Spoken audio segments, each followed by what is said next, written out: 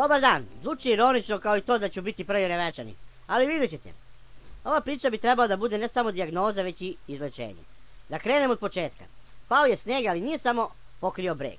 Sada je već jasno da svi nosimo neko veći, a neko manji teg. Sad ko je pristao dobrovoljno? Niko, ali iz interesa skoro svako. Neki su se obogatili, ima smisla, a mislili su da će sa tegom lako. Ali skoro svako je sebi okačio male tegiće i sada imamo slabiće. Pre nego što pustiš glas protiv, tegić ti kaže ćuti jer tebi gore biće. A ostale boli uvo, ti ćeš da treseš krušku, a oni će pokupiti sve. Njima će prividno biti bolje, a tebi će svakako biti gore nego pre. Tako izgleda borba za moral, pravdu i poštenje. To je čisto samožrtvovanje. Kada si nevoljan, razočaran, pomoći će ti na odloženo kupovanje. Sada para ima mnogo, iz helikoptera padaju pred izbore ove tuđe.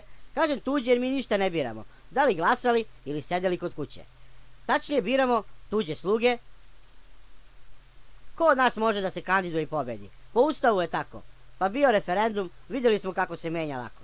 Ono što se ne može promeniti, a godinama je pričano da su prednosti, sada se suočavamo sa svim tim idealima, naopake usađene vrednosti. Zima, puca kamen, mrkli mrak, ustaješ u 5. Neko je odlučio da radiš u 6. Nema zime, ani leta, to profit kosi, uvek ista uniforma mora da se nosi.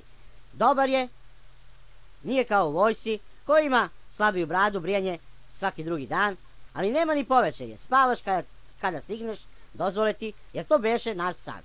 Za sebi i svoje se ne borimo, ali se borimo da se gazde još više obogate. Koja crna kreativnost? Sve se na silu radi, pod parolom vi to morate.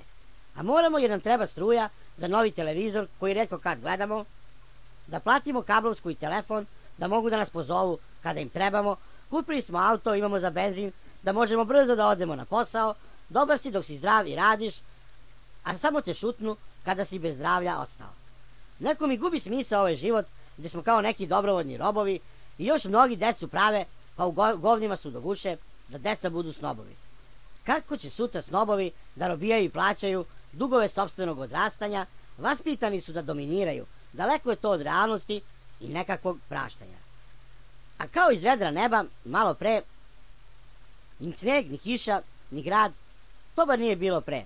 Pojavi se novi razlog, pare, to razumeće svako, a moraš da trpiš ostalo sve. Iskreno, tražio sam tu kap koja će preliti čašu meni, a drugi će je shvatiti, možda me opet neće podržati. Budala je mnogo, a zašto za džabe raditi? I to satirati se od posla, a kada se tako postaviš, zašto ne bi bilo i još gore?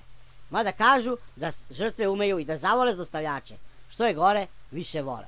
Svako to nije dobro, ako ostane bit ću isti, zato napuštam brod koji tone, razumevanje pa i žrtva, kada je kapetan čovek i u interesu svih nas radi. Ali kada kapetan slavi 101. rođendan, a deca mornara umiru od gladi, zašto bi se mi borili da njegov brod ne potone, a on bez srama uživao? Mi naše rođendane ne slavimo, jer i tada radimo, tako nas je dresirao. E pa više neće moći, jer bolje je umreti kao čovek nego živeti kao rob. Zbog para sam sve to trpeo, sada ni para nema i nema opravdanja tog. Zbogom plava zlobnice, to zadnji put ti kažem. Dugo sumnjali su u mene kad kažem da lažem. U proleće možda gladan, bit ću slobodan čovek, ispunit ću svoje težnje i takav bit ću dovek. Ne menjajte kanal kada ste već u kanalu. I pozdrav!